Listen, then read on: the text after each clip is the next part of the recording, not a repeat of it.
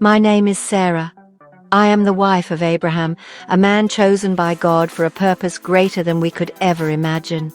Our journey together has been one of faith, love, and unwavering trust in the divine plan laid out for us. Our story began in the bustling city of Ur, a place of comfort and familiarity. It was a city filled with the sounds of merchants calling out their wares, children playing in the streets, and the daily hustle and bustle of life. We had everything we needed, and life was good. We were comfortable amongst our people. That was the life we knew. This was the place of our family and friends, a place of comfort and familiarity. But God had other plans, a different path for us. One day, Abraham received a divine message, a call that would change our lives forever. God spoke to him, telling him to leave our home, our family, and everything we knew to journey to a land he promised, a land unknown. God is divine, and his thoughts and plans are superior than ours. He called Abraham to leave everything behind and journey to a land he promised, a land unknown. It was a daunting prospect, leaving behind the security and familiarity of Ur for an uncertain future. Yet Abraham's faith was unwavering, and so was mine. This was a difficult call, to leave family and friends and go to start life afresh in an unknown land and people we did not know. Yet I, Sarah, left with him. Together we embarked on this journey, driven by our faith in God's promise. We packed our belongings, said goodbye to family and all we knew, and followed God's call. We prepared to leave our home and family. We packed our belongings, said goodbye to family and all we knew, and followed God's call. It was a bittersweet moment, leaving behind the life we had built, the friends we had made, and the memories we cherished. But we knew that this was our destiny, a path chosen for us by God. Deep down, we knew we had encountered God who is different from the gods we knew. Uncertainty clouded our future, but faith fueled our steps. Each step we took was a step into the unknown, but we were guided by our trust in God's plan. The nights were long, and the days were filled with challenges, but we never wavered. We had to trust God to guide us in the right path and provide for us. We were nomads, wanderers in a strange new world. It wasn't easy. The journey was long, the desert harsh and unforgiving. The sun beat down on us during the day and the cold winds chilled us at night. But through it all, we held on to our faith and to each other. We did not know the way. It wasn't easy. It was a difficult journey, going to a land we did not know. Yet I never questioned Abraham or our purpose. I stood by his side, supporting him in every way I could. Our love and faith were our guiding lights, helping us navigate through the toughest of times. The desert is not an easy place to travel through. I trusted my husband Abraham that he heard from God and that we were on the right path. We faced many trials, but each one only strengthened our resolve. We knew that God had a plan for us, and we were determined to see it through. We trusted God, his faithfulness to his promises. Yet I never questioned Abraham or our purpose. We were bound by a love as vast as the desert sky, a love tested by trials, but strengthened by our unwavering faith in God's promise. Our journey was not just a physical one, but a spiritual one as well. It was a journey of growth, of learning, and of deepening our relationship with God and with each other. We loved each other and trusted that our love and God's love for us will keep us together, and we will be able to face the trials ahead of us as we walked under the vast sky, hand in hand. We knew that we were not alone. God was with us, guiding us every step of the way. Our journey was a testament to the power of faith, love, and the divine plan that God had for us. Famine. The very mention of the word sends chills down the spine, evoking images of barren lands, empty granaries, and the haunting cries of the hungry. It is a force of nature that shows no mercy, sparing neither the young nor the old, the strong nor the weak. It is a silent predator creeping into homes and hearts, leaving behind a trail of sorrow and despair. The word itself brought a shiver down my spine. It was a reminder of our vulnerability, of how fragile our existence truly was. In the face of famine, all our plans and dreams seemed to crumble like dry leaves in the wind. It gripped the land with an unyielding hand, leaving behind a trail of desperation and despair. The once fertile fields were now barren. The rivers that once flowed with life were now dry. and the air was thick with the scent of death and decay. The village, once bustling with life and laughter, was now a ghost town, its inhabitants reduced to mere shadows of their former selves. We were strangers in a strange land, our resources dwindling with each passing day. The unfamiliar terrain and the foreign faces only added to our sense of isolation and helplessness. Every day was a struggle, every meal a blessing, and every night a reminder of the uncertainty that lay ahead. Fear gnawed at my heart. It was a constant companion, whispering doubts and fears into my ear. What if we didn't find food? What if we couldn't survive? The questions were endless and the answers were elusive.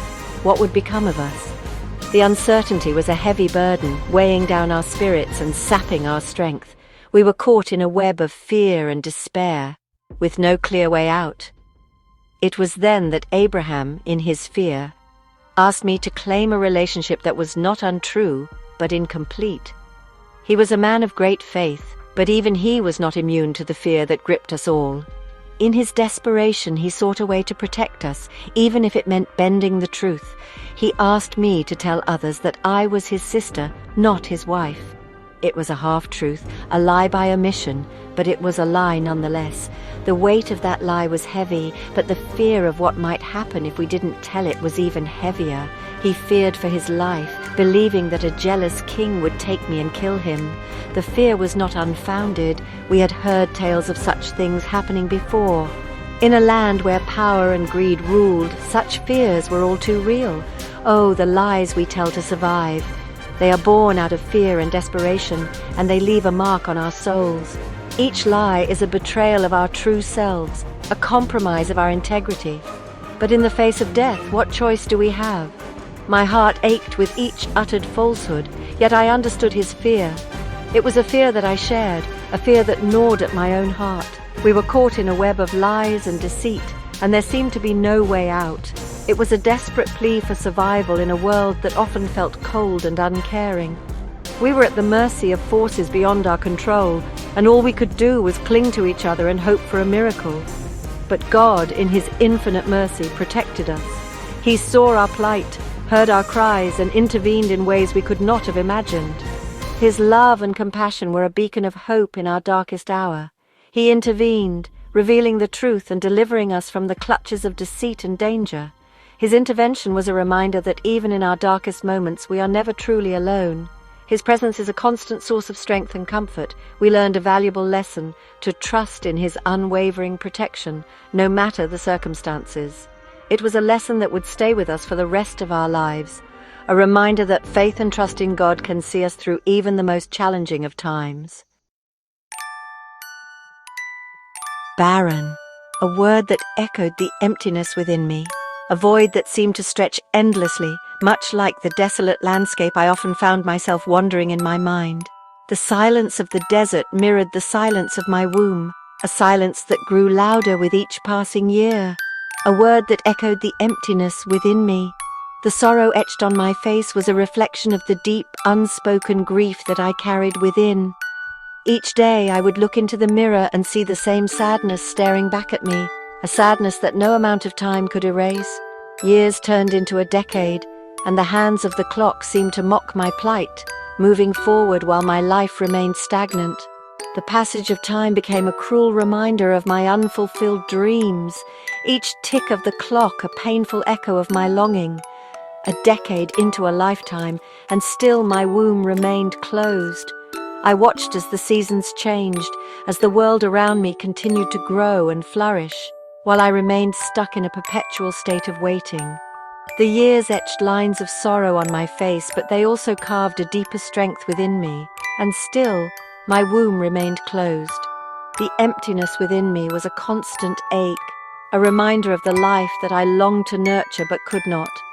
I would often place my hand on my stomach, feeling the void that should have been filled with the warmth of new life. The pain was a constant ache, a longing that never subsided. It was a silent scream that echoed in the chambers of my heart, a sorrow that was too deep for words.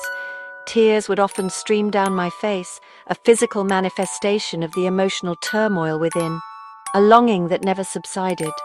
I would stare longingly at the sky, searching for answers in the vast expanse above.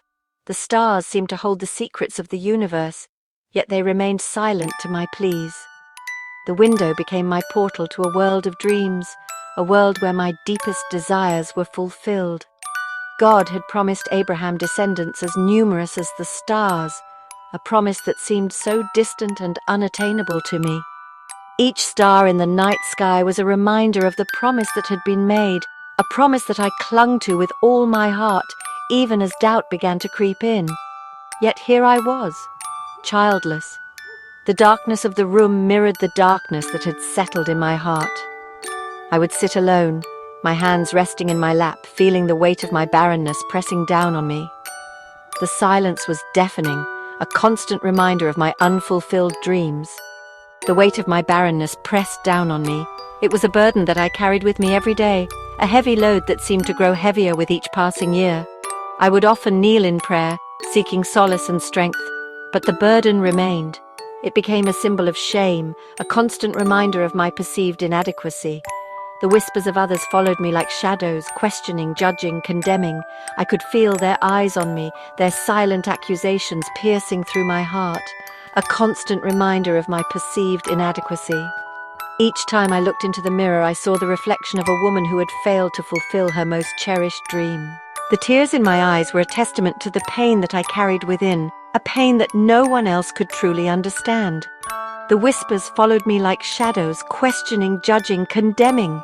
I walked through the crowd, feeling the weight of their judgment on my shoulders.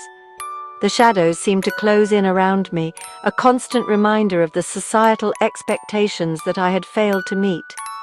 In my desperation, I made a decision. It was a decision born out of love and a desire to see God's promise fulfilled, even if it meant sacrificing my own happiness. I spent countless nights in deep thought, weighing the consequences of my choice, but my heart knew what needed to be done. It was a decision born out of love and a desire to see God's promise fulfilled, even if it meant sacrificing my own happiness. I prayed fervently, seeking guidance and strength, hoping that my sacrifice would not be in vain. My heart was filled with hope, even as it ached with sorrow, even if it meant sacrificing my own happiness. I knew that my decision would bring me pain, but I was willing to endure it for the sake of the promise. I looked at my loved ones with sadness, knowing that my sacrifice was for their future, for the fulfillment of a dream that was bigger than myself. I offered Hagar, my maidservant, to Abraham as a wife. It was a custom of our time, a way to ensure that the promise of descendants would be fulfilled. My heart ached with each passing day, but I held on to the hope that this sacrifice would bring about the fulfillment of God's promise. It was a custom of our time, a tradition that was meant to bring about the fulfillment of God's promise. I followed the tradition, even as my heart ached with the knowledge that I was giving up my own happiness for the sake of a greater good. But my heart ached with each passing day. I watched as Hagar conceived, the seed of life growing within her, a stark reminder of my own emptiness. The pain was a constant companion, a reminder of the sacrifice I had made and the dreams that remained unfulfilled. I watched as Hagar conceived, the seed of life growing within her. Her pregnancy was a glowing testament to the promise that was being fulfilled, a promise that I had longed to see come to fruition. Yet it was also a reminder of my own emptiness, a void that could never be filled. The seed of life growing within her, a stark reminder of my own emptiness. I watched as she nurtured her pregnancy, her small smile a testament to the joy that I had longed to experience. The contrast between her fulfillment and my emptiness was a painful reminder of the sacrifice I had made, a stark reminder of my own emptiness. I stood alone in the dark room, watching from a distance as Hagar's belly grew with the promise of new life. The sadness in my heart was a constant companion, a reminder of the dreams that remained unfulfilled and the sacrifices that had been made. The cries of a newborn babe echoed through the camp, a sound that both warmed and shattered my heart. Ishmael, Hagar's son, Abraham's son, but not mine. I watched as Abraham doted on Ishmael, his face etched with a love I yearned to give him myself. It was a bittersweet joy, the promise of descendants fulfilled yet tainted with the sting of my own unfulfilled longing. But as Ishmael grew, so did the tension in our camp. Hagar, emboldened by motherhood, no longer saw me as her mistress. There was a coldness in her eyes, a resentment that hung heavy in the air. My own insecurities flared. Jealousy, like a venomous serpent, coiled itself around my heart, whispering doubts and fueling my bitterness. The heat of the day pressed down on our camp as three strangers approached. Abraham, ever the gracious host, welcomed them with open arms. I listened from inside our tent, their voices a low murmur in the distance. Then it happened. Words that pierced through the veil of impossibility and ignited a spark of hope within my weary soul. God spoke to Abraham, reaffirming his promise, but this time the promise was specific. I, Sarah, would bear a son. I couldn't help but laugh. Laughter, not of amusement, but of disbelief. Was it truly possible? Could my barren womb, after all these years, bear life? Doubt tangled with hope. The years had etched lines of pain and disappointment on my face, a constant reminder of unfulfilled dreams. Could I dare to believe again?